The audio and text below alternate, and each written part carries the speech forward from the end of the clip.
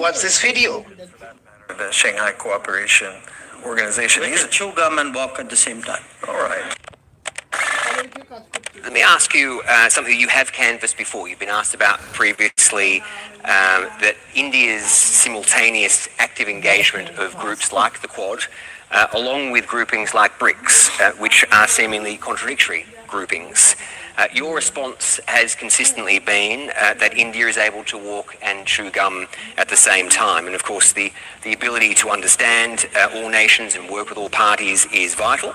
Australia has missions all over the world, including places like Moscow and Tehran, of course. So my impression, Minister, has been that India sees value in being in all these groupings, but doesn't always necessarily see them as equal. How do you as Foreign Minister and how does India navigate these different relationships to still ensure that countries around the world see India as a large nation that prioritises the protection of international rules?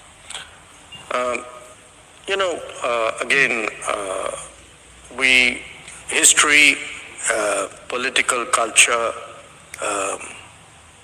to some extent, kind of a security ethos, all these feed into decisions you make. In the case of Australia, you have a long, a very old treaty relationship with the United States, which is your primary security. It's the anchor relationship in a way. That's not been our history. Our history has been really to kind of maximize space and options and gain more maneuvering ground and try and do more things, autonomously. So that's where we are coming from. Now,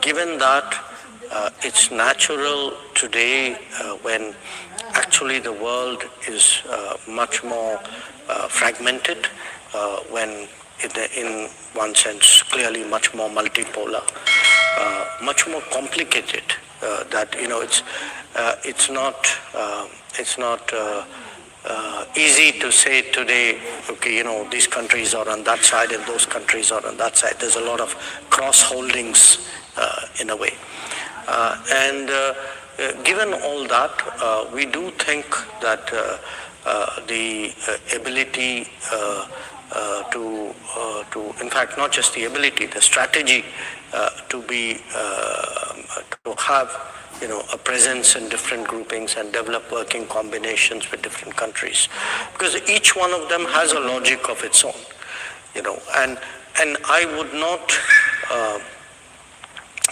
not set one against the other. To us, we really honestly, and I'm not being clever here in my argument, we honestly don't think being members of BRICS excludes you from being members of Quad, because to us they serve very different purposes. Quad has a certain Indo-Pacific context. Again, the manner in which it grew, the building blocks of Quad were very different. In the case of BRICS, it was really a coming together of some large countries whose common feature in many ways was that they were non-Western. So by joining Quad, now I don't become Western. I still remain non-Western. I'm not anti-Western, but I'm not Western. So I think, in fact, in many ways, I would argue that this multiplicity of memberships and being able to navigate them are natural. I would even